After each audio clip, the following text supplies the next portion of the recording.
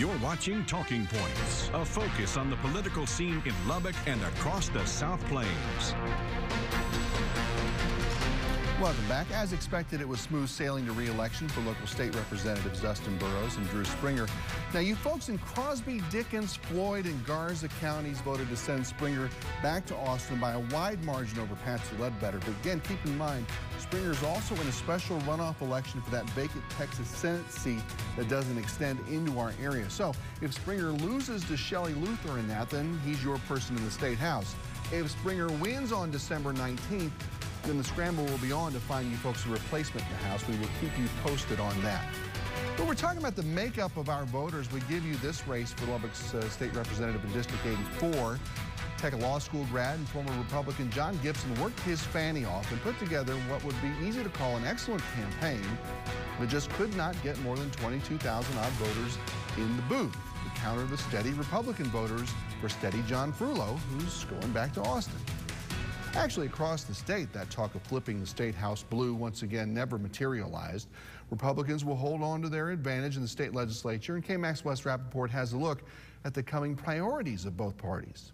Republicans will return to the Capitol in January in control of both chambers. We have to do some things to make sure that we are fiscally responsible and we limit the size and scope and the growth of government. In a year where state agencies are tightening their belts, lawmakers will face mounting questions on how to pay for the educational advancements they made last year and how to address health care in a state hit hard by COVID-19. We've got to find a way to make sure that people have access to affordable care. Democrats largely held on to the seats they flipped in 2018, but did not narrow the gap in the House, meaning they'll need Republican support for their agenda. I think there's opportunities for the legislature to work together again in 2021. There just has to be the will to make it happen. I don't mind you working across the aisle, but you should never surrender your principles and values. You should be true to the platform of the Republican Party of Texas. Beaumont's Dade Phelan announced Wednesday he had enough support to become the next Speaker of the House. Everyone has different goals this session and different things they want to accomplish. While the balance of power hasn't shifted much, tackling top issues could be tough with the added obligation to redraw the state's congressional districts. In Austin, Wes Rappaport, KAMC News. Wes, thank you. Let's continue our conversation with the newly re-elected Congressman Jody Arrington. My next question to him is about the possibility of another stimulus deal to be struck in the lame duck session of Congress to give businesses, particularly small businesses, an extra holiday season boost to try to make up for some of the 2020 losses. Here's his answer and more for 5 good minutes.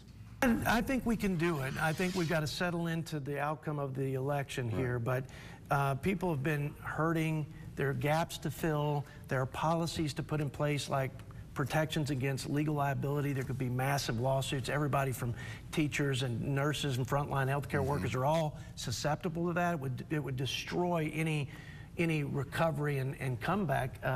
So I think everybody understands the seriousness of it, and there's a bipartisan path forward. It just got bogged down with election politics. Get past that. In the lame duck, there are a few things that we can do. That's going to be the #1 item on the agenda. I want to go back to something you mentioned here earlier too. Do you feel like if it is end up being a Biden White House, that there is some common ground to be had there on any issue where you and the Republicans might be able to work with them on something? Well, gosh, I sure hope so, because I'm co-chairing with a Democrat from rural Alabama, Terry Sewell, who's a dear friend, on Ways and Means. I was appointed by a Democrat chairman to find solutions, long-term structural solutions to a lack of access to rural health care and the sustainability of our rural hospitals. We have the answers. We have common ground. We're ready. I think we can tee that up in the near term, maybe even in a lame duck, but certainly in the next year. There are lots of things like that. Other infrastructure issues like the highway bill, broadband, which is the underpinning for some of the...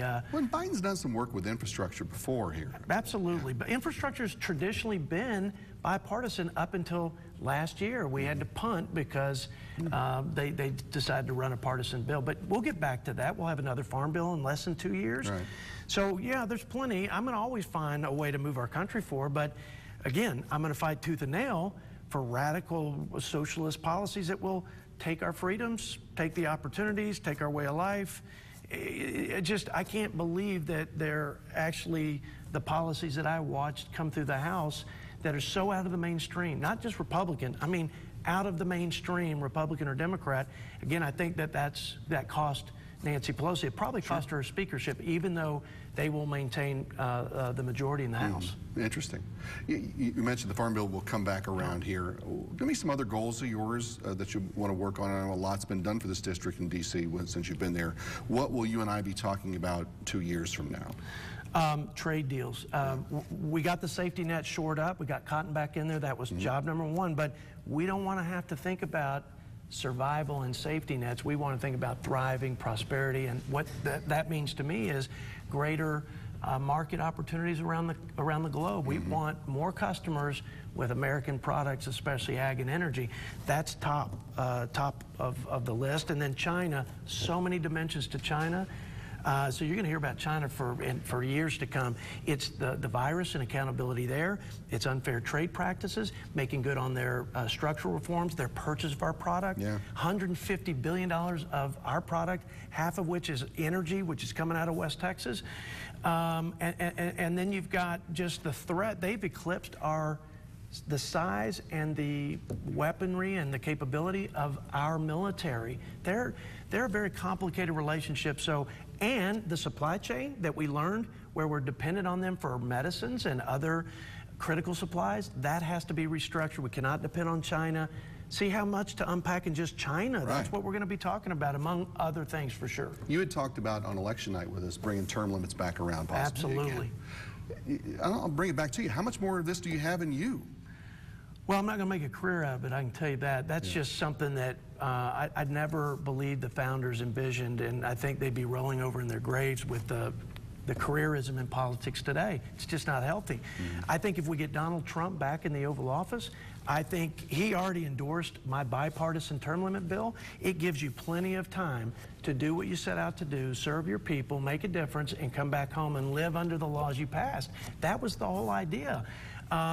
And by the way, the 22nd Amendment put term limits on presidents. There is a precedent for a constitutional amendment to put term limits. We didn't want kings. We don't want career congressmen or politicians in general. And I think with the president in a sort of Trump 2.0 mode, I could see it happening. I really could. I'm not going to give up on it, because the real reforms we need to really get to where we need to be as a country are not health care or tax code or even ag policy. It's reforming Congress. If we can get Congress to work, it's a broken system, a broken culture. So you can put good people in, you get bad outcomes because it's broken. Let's reform Congress. That is my greater vision. That's my passion. If we don't do that, I won't feel like I've served anybody, especially my children. So I'm all in for that, and I'm going to keep fighting the fight. And that's a bipartisan fight. It's not just a Republican tilting against windmills. Yeah, speaking of bipartisan, you can't argue on either side of this, but he's not the hardest working guy in show business, at least around here. Jody Arrington, congratulations again. Thank you. Let's talk soon. Great honor. Thanks, Brian.